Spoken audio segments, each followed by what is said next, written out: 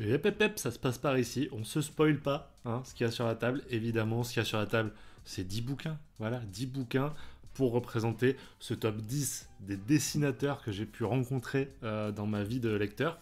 Plusieurs choses avant ça, évidemment. Premièrement, je voulais inclure les dessinateurs de BD et de manga. Force est de constater que j'ai tellement peu d'expérience dans ces domaines-là, je suis tellement néophyte que il n'y en a pas un qui rentrait dans le classement. Il y avait 10 auteurs de comics, même 13, qui étaient au-dessus de ce que j'ai découvert pour l'instant en manga et en BD. Bon, ça changera avec les années. Pour l'instant, en tout cas, c'est un classement comics. Voilà, je peux pas vous dire mieux. Deuxième chose, il y a des dessinateurs qui n'apparaissent pas dans ce classement. Ça veut pas dire que je n'aime pas leur art ou que, je sais pas, je les ai oubliés. Non, ça veut juste dire que parfois je les ai juste pas rencontrés ou parfois c'est juste que je préfère ceux-là. J'en ai noté par exemple 2-3, mais Darwin Cook n'apparaît pas dans ce classement. J'adore son trait, je le trouve absolument magnifique, mais j'ai pas encore lu d'œuvre de lui. Et c'est difficile de dire que j'aime un dessinateur si j'ai pas lu d'œuvre qui dessine, tout simplement. Donc j'ai pas encore lu New Frontier, j'ai pas encore lu toutes ces œuvres-là. Je pense que d'ici 1 ou 2 ans, il apparaîtra dans ce classement si on le refait. En tout cas, pour l'instant, c'est pas le cas. Jeff Darrow, James Tokoe, voilà, c'est ce genre d'artiste pareil que j'ai rencontré qu'une seule fois, que j'adore. J'ai rencontré dans les bouquins que j'adore, mais qui ne figurent pas dans cette liste. Voilà, au moins, vous êtes prévenus. Dernière chose avant qu'on commence, j'ai besoin de votre liste aussi. Voilà, avant que même qu'on commence, voilà, vous faites la réflexion aussi. Ok, si je devais classer mes 10 dessinateurs de comics préférés, ça serait qui en 10ème place? Ça serait qui? Vous me faites votre top 10, on voit combien on en a en commun déjà, mais surtout, moi, ça va me donner des dessinateurs à aller checker, etc. Je pense qu'il va y avoir des dessinateurs peut-être un peu plus datés que les miens, pour ceux qui lisent des comics depuis longtemps. Et c'est hyper intéressant, moi j'adore parler de ça. Voilà, n'hésitez pas, faites votre liste, on la compare, vous allez pouvoir regarder dans les commentaires les gens qui ont un peu les mêmes goûts que vous. Ça peut être très très chouette. On va pouvoir commencer avec 3 shout-outs. Il n'y aura pas Alex Ross. Pourtant, c'est un de mes dessinateurs de cœur. Par exemple, j'ai ce magnifique bouquin, Tout l'art d'Alex Ross, qui m'avait été offert par mes potes avant même de commencer les comics. Ils avaient vu ce truc, ils avaient dit waouh, ça va lui plaire. L'art des comics par Alex Ross. Et c'est assez marrant de voir que, effectivement, des années plus tard, Alex Ross, je l'adore. Simplement, je l'adore en tant que cover artiste. J'ai encore du mal à le voir dans des intérieurs. C'est un peu trop statique. C'est un peu trop travaillé. C'est bizarre à dire. C'est un peu too much. Voilà. Je l'ai lu dans Kingdom Come, je l'ai lu dans Marvels. Pour l'instant, ça l'a pas fait. Mais en tout cas, voilà. Ça reste un de mes artistes préférés, juste pas en intérieur et donc pas dans ce classement. Jeff Lemire. Et ouais, figurez-vous, je l'aurais peut-être mis dans ceux que j'ai testé le plus il y a 2 ans. En dessinateur pur. Et en fait, j'ai re-rencontré Jeff Lemire. Voilà. Au cours d'un labyrinthe inachevé ou d'un Minor Arcana, de tous ces récits où en fait, je me suis rendu compte que j'avais tort et que son trait apportait vraiment beaucoup à sa narration. Simplement, on est sur une réconciliation pour l'instant. Donc peut-être qu'il apparaîtra d'ici pas si longtemps, je pense. Mais il faut que j'aille sur des Essex County, sur des Royal City, sur Sweet Tooth par exemple, que j'ai pas lu. Voilà, tous ces titres-là, je vais les faire et on reparlera de Jeff Lemire à ce moment-là. Et enfin, là, ça va peut-être choquer certains d'entre vous qui me suivent depuis un petit moment, mais il n'y aura pas Sean Phillips non plus. Dans ce top 10, il n'y a pas vraiment de raison. Simplement, j'ai considéré qu'il était 11ème sur les 10. Voilà, donc il fallait juste qu'il décale de 1. Ouais, effectivement, Sean Phillips, j'adore son trait, je le trouve juste magnifique, mais il n'est pas dans ce classement. Voilà, on peut commencer avec cette longue introduction. Et on commence par un top 10 qui va aller du côté, lui aussi, du polar, un peu comme Sean Phillips, en tout cas pour beaucoup de ses œuvres, puisqu'on va parler, les amis, de Michael Lark. Michael Lark, évidemment. Bon, à chaque fois, j'ai choisi un bouquin. C'est difficile de choisir Michael Lark, hein, entre Gotham Central, Lazarus, Daredevil. Voilà, tous ces titres que j'ai adorés. Michael Lark, c'est vraiment le dessin au service de la narration. C'est vraiment l'ambiance avant tout. C'est celui qui va créer des ombres de fou. C'est une ambiance à lui tout seul. Dès qu'il est sur un titre, voilà, il change complètement le titre de A à Z. Sur Daredevil, c'est lui que je retiens au-delà de tout. Bon, j'ai dû changer la carte SD, j'en ai profité pour réorganiser un peu la lumière, j'espère qu'on est mieux. On va pouvoir continuer de parler de notre Michael Lark en parlant de lumière. Et donc, effectivement, il y a Gotham Central aussi dans les œuvres de Michael Lark qui me marquent. C'est autant Brubaker qui me marque là-dessus que vraiment Michael Lark, quoi. Je trouve que Michael Lark, tu fais Gotham Central sans lui, c'est tellement pas la même chose. Enfin, ça va être le cas de tous les dessinateurs ici, mais je veux dire, waouh, son ambiance, en fait, le commissariat poisseux de Gotham, si c'est pas Michael Lark dessus, tu le ressens pas, quoi.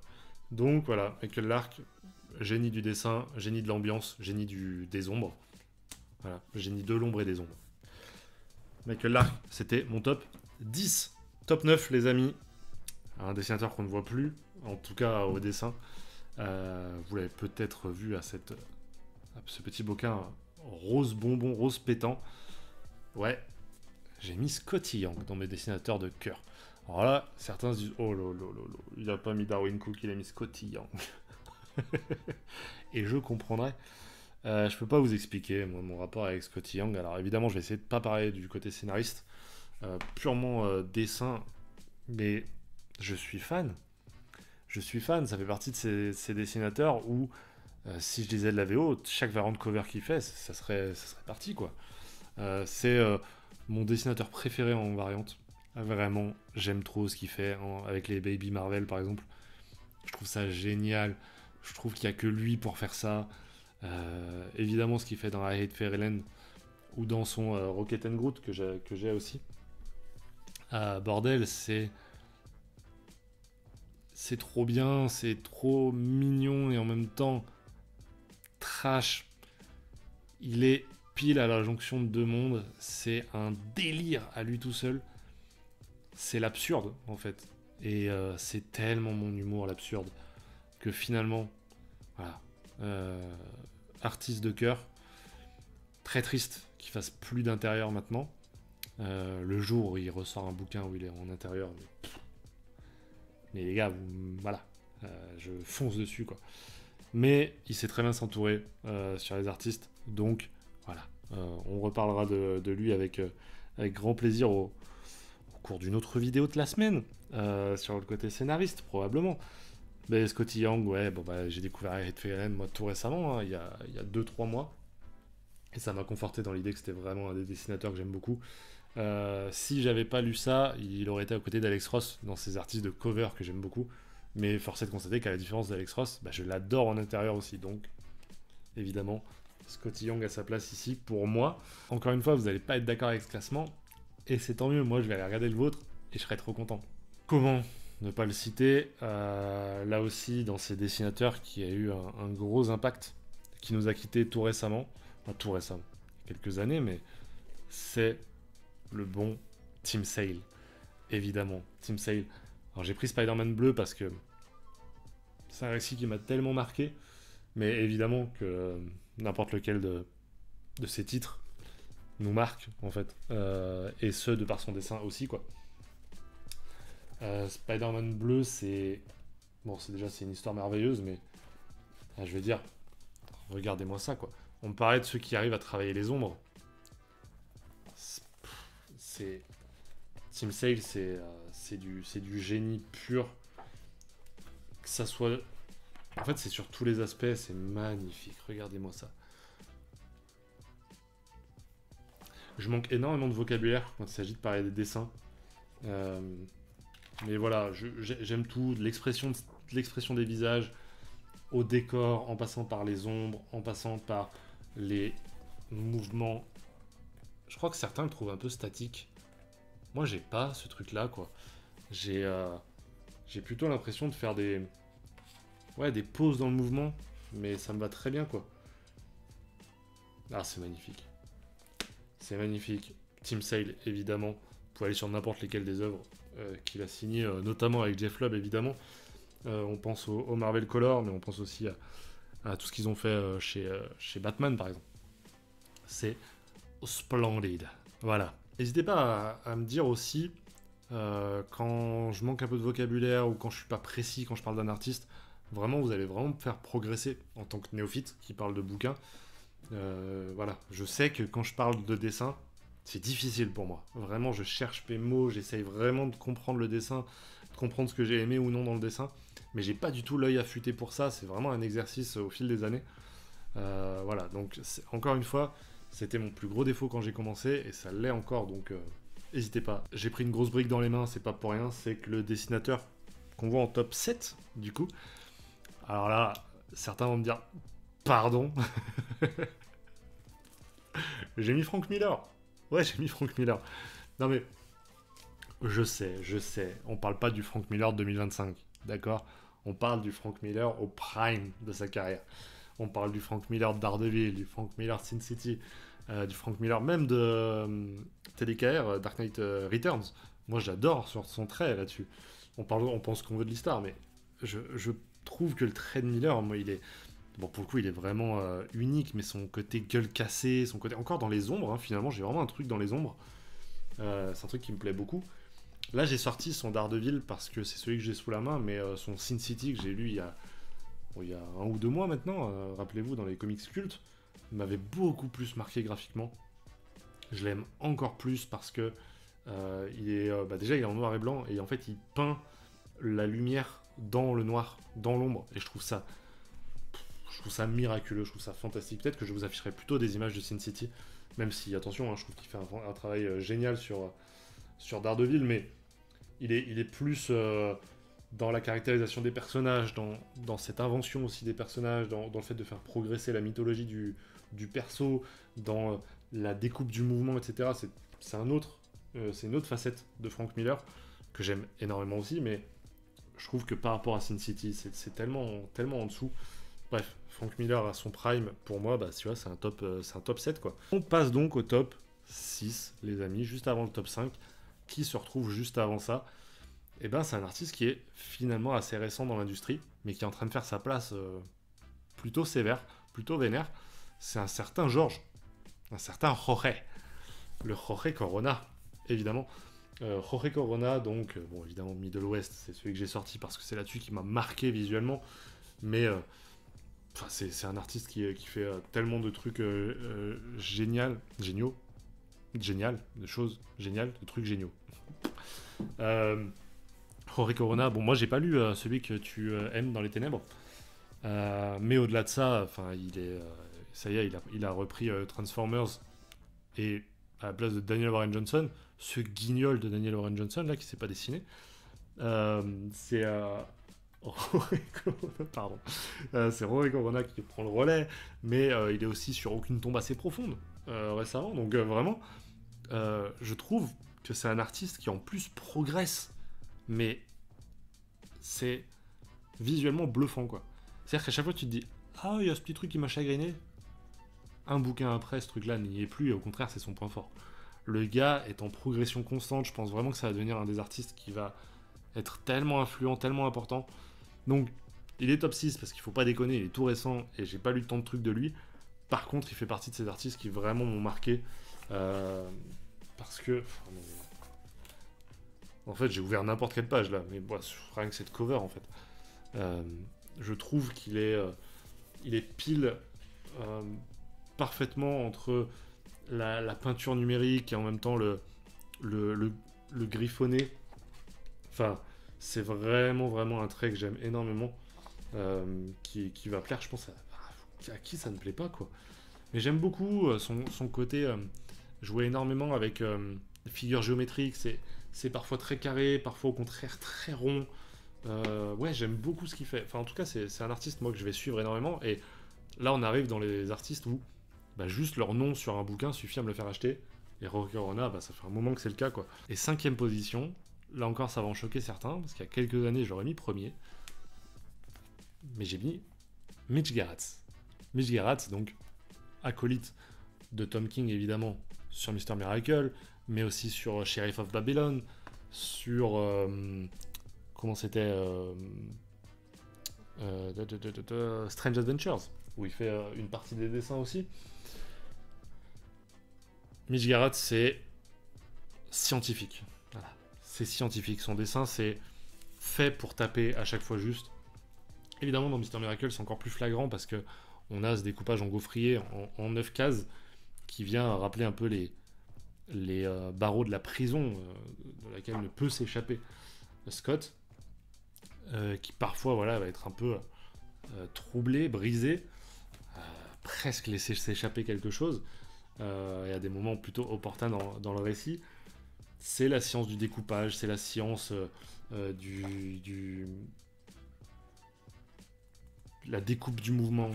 C'est... Pour moi, ça n'a pas de défaut, Mitch Gerads. C'est difficile de le mettre si bas. Si bas. Il est quand même 5ème, mais moi j'adore ce qu'il fait. Je trouve qu'il est vraiment toujours dans la recherche constante d'amélioration de quelque chose. Voilà, faut expérimenter. Et avec Tom King, ça marche, voilà, ça marche divinement bien parce que tu sens bien qu'ils sont à la recherche de la même chose. Et Tom King, c'est quelqu'un qui prend le temps. Hein, c'est parfois ce qu'on lui reproche, il prend trop le temps et il y a trop de narration. Mais du coup, c'est ce qui laisse aussi le temps à Mitch Gerads. Et puis, Mitch Gerads, il doit aussi composer parfois avec des grandes cases de Tom King. Et il y arrive merveilleusement bien. Donc voilà, c'est quelqu'un qui arrive aussi à composer dans la contrainte. Et ça, ça c'est admirable. Voilà, tout simplement. Donc Mitch Gerads, évidemment, dans mon cœur. Je rappelle à chaque fois cette anecdote, mais si j'ai lu Mister Miracle, c'est grâce à Mitch Gerads. C'est grâce à cette couverture où à chaque fois que je passais devant, je me disais, mais je veux lire ça. Je veux lire ça, je veux comprendre cette couverture. Et cette couverture est magnifique. On arrive dans le top 4 avec, je pense, un artiste qui va faire débat. Parce qu'il fait partie, comme Alex Ross, de ces artistes de couverture, principalement. Je pense évidemment à Lee Bermero. Lee Bermero, gros artiste de cover. De toute façon, là, les planches, je prends pas de risque. Hein, j'ouvre n'importe où, c'est juste magnifique. Regardez-moi avec ce drapé, etc. Enfin, Lee Bermero, je vais pas vous mentir, c'est l'artiste, moi, qui me fait le plus frissonner en termes de dessin. Vraiment, c'est... En fait, c'est mon artiste préféré. C'est bizarre de le mettre top 4, mais il a fait tellement peu d'intérieur. En fait, à part Vicious Circle, il y a très peu de titres où c'est vraiment du 9e art, de l'art séquentiel. Cher Détective ou Batman Noël. Je crois qu'il a fait d'autres trucs. Je me suis fait des petites notes à côté, mais j'avais quoi, Batman Damned, je l'ai pas lu. Mais s'il était plus souvent dans les intérieurs, et c'est difficile de lui demander ça, enfin, vous avez vu le taf, le temps que ça prend. Je pense que je serais in love de ce mec. Voilà. Je pense que je serais amoureux de lui. Je peux pas vous dire mieux. Voilà. Épouse-moi, Lee. Ouais, c'est mon dessinateur préféré. En vrai, c'est juste que là, c'était difficile de le mettre top 1, alors que, en vrai, en pur comics, de ce que je connais, mais peut-être que vous allez me corriger, moi je connais que Vicious Circle. Ça me suffit à me dire que s'il en faisait plus, ça serait juste parfait. Bon, en plus, dans Vicious Circle, il varie les genres de dessin, la colorisation, le trait fin, le noir et blanc, le machin. Voilà. Bon, ça plaira pas à tout le monde parce qu'on est dans de la peinture hyper réaliste. Et l'hyper-réalisme, ça plaît pas à tout le monde. Il y en a certains qui trouvent que c'est pas de l'art, que de juste reproduire la réalité. Et je comprends. Franchement, je comprends. C'est-à-dire que ce gars-là, il existe dans la vie. Vous pouvez le croiser demain. Et franchement, je comprends parfaitement ça. J'ai toujours été sensible à ça dans l'art. Ce truc de réussir à reproduire la réalité.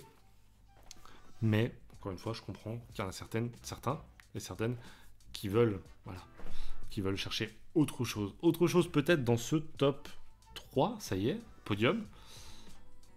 Au podium, peut-être le seul artiste vraiment purement blockbuster que je vais placer, qui pour moi est un peu plus que ça, mais c'est Dan Mora, évidemment.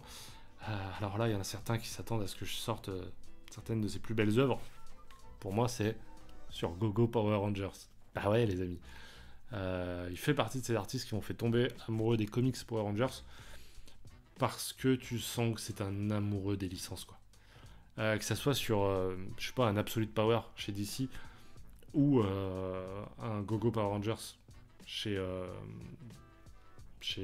Boom, pardon.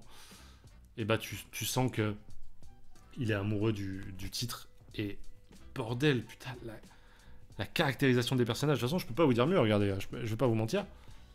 Regardez, c'est mon fond d'écran. Bon, vous le voyez pas. Mais Power Rangers, c'est mon fond d'écran et c'est Dan Mora. Parce que c'est lui qui va donner toute la vie aux Power Rangers actuels. Encore sur Power Rangers Prime, la série la plus récente, c'est encore lui qui faisait la caractérisation. Il était pas au dessin, mais il était là pour faire le chara design et les costumes design. Donc, un génie du mouvement, un génie de l'action, un génie de la chorégraphie, un génie du... C'est magnifique, quoi, Dan Mora, quoi. Bon, certains en parleront beaucoup mieux que moi. Ça fait partie de ces artistes où quand tu vois que c'est Dan Mora au dessin, tu sais qu'au minimum, tu vas passer un bon moment. Malgré le scénario, quoi, j'ai envie de dire. Et ça... il n'y a que les plus grands artistes qui arrivent à faire ça, quoi. Donc oui, il y aura pas du Gary Frank, il n'y aura pas ces artistes-là qui sont un peu de cette école-là du blockbuster. Et moi, c'est Dan Mora parce que il a été sur des titres qui m'ont profondément marqué. Il est aussi hyper influent chez les Big Two, enfin, surtout chez DC, je crois. Mais voilà, Dan Mora, évidemment, il est là.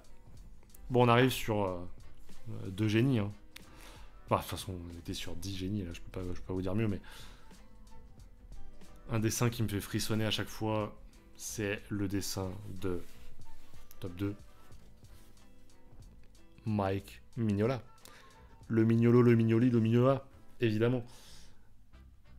Mike Mignola, c'est... Allez, maintenant, on va décrire le dessin de Mike Mignola. Bon, bah, encore une fois, hein, quelqu'un qui vient sculpter dans les ombres, c'est étrangement un truc qui me plaît énormément.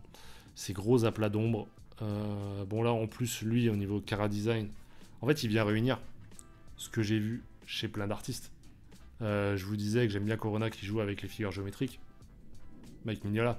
Je vous disais que j'aime bien, je sais pas, Michael Lark qui sculpte les ombres. Mignola. En fait, c'est la symbiose de tout ce que j'aime chez plein d'artistes. Et t'ajoutes à ça, évidemment, tout ce que j'aime chez son Hellboy. Évidemment, tu te retrouves avec un artiste qui, moi, peut me dessiner n'importe quoi, quoi. J'aime énormément le personnage d'Hellboy, son design. Et ça va avec tout le reste. Voilà. Moi, j'aime quand tu me dessines un arbre juste noir. Juste les branches. Tu vois, genre, je veux dire, juste l'ombre. Et en fait, tu viens décorer par la lumière et par les ombres. Enfin, c'est... Pour qui je me prends à faire une critique de Mignola? Ça, je veux dire, ça se passe de commentaires, quoi. C'est magnifique. Ah, il est fort, ce con. Là, il est fort. Hein.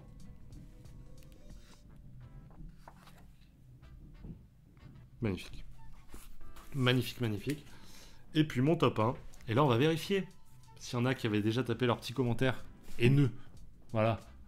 Je vous ai testé. Je vous ai testé. Mon dessinateur préféré, les amis. C'est un certain Daniel. C'est un certain Warren. C'est un certain Johnson. C'est un certain Daniel Warren Johnson. Bah oui. Évidemment, quand je vous disais que Corona, il a remplacé cet hurluberlu de Daniel Warren Johnson, je me suis permis de le dire parce que je savais que c'était le top 1, le numéro 1. Mon artiste préféré, c'est Daniel Warren Johnson. Et c'est pas quelque chose que j'aurais dit il y a 1 ou 2 ans, mais depuis, j'en ai bouffé du Daniel Warren Johnson. Et quel bonheur. Et en plus, j'ai pas encore tout lu. Et ça me fait plaisir. Ça me fait plaisir. C'est à la fin de ce mois-ci là qu'il y a Murder Falcon. Quel bonheur. Mais quel bonheur. Je vais évidemment aller dessus. Et puis surtout, et là je vais vous en parler, reparler, reparler. Il y a évidemment The Moon is Following Us. The Moon is Following Us qui arrive à la rentrée chez Urban. Et bordel, quel bonheur. Quel bonheur cette série. Je pense que c'est vraiment là que j'ai fait la rencontre de Daniel Warren Johnson. Alors, il y a eu Duo Power Bomb, il y a eu Wonder Woman Dead Earth, il y a eu Beta Ray Bill, il y a eu Transformers, il y a eu plein de trucs. Duo Power Bomb, c'était quelque chose, quoi. C'était fort. C'était très fort. Qui en plus parlait d'un thème que j'aime beaucoup, mais The Moon is Following Us, c'est encore autre chose. C'est encore autre chose. Daniel Warren Johnson, c'est unique. Pour le coup, des personnages Mais là encore, hein, t'es à la réunion de tout, quoi. Des personnages qui ont du vécu, qui ont du caractère, qui ont du... Ça se ressent dans leur gueule cassée, quoi. Qu'ils ont quelque chose de vécu et à vivre. Encore une fois, le travail des ombres, mais en plus avec ces traits très épais, très larges, très vulgaires presque. Et alors tu rajoutes à ça les énormes onomatopées et surtout cette science de l'action. L'action. Putain, c'est le... Enfin, pour moi, le dynamisme, c'est le meilleur pour ça. Mais regardez, j'ai ouvert n'importe quelle page de Wonder Woman Dead Earth. Cette page, ça se passe de commentaires. C'est génial. Le flou de mouvement, le flou cinétique, là. Les onomatopées, il y en a qui ont essayé de faire du Daniel Warren Johnson, c'est jamais du Daniel Warren Johnson, quoi. Regardez cette charge. Il n'y a que lui pour faire ça. Bon, désolé, hein, il y a toujours le trou de cul qui passe l'aspirateur 12 fois par jour, mais... Voilà. Évidemment, c'est le top 1. Daniel Warren Johnson. Quel bonheur de le voir au dessin. De plus en plus, il délègue un peu le dessin, ce qui m'attriste un petit peu. Mais comment lui en vouloir quand t'es aussi bon scénariste en plus. De toute façon, on reparlera de ça. Vous avez bien compris. Voilà, j'ai hâte de voir votre top 10 à vous. À quoi ça va ressembler. On se retrouve demain. Je sais pas encore pour quel top 10. De toute façon, vous le verrez très vite. J'espère que vous serez au rendez-vous. D'ici là, portez-vous bien. Prenez soin de vos proches. Ciao tout le monde.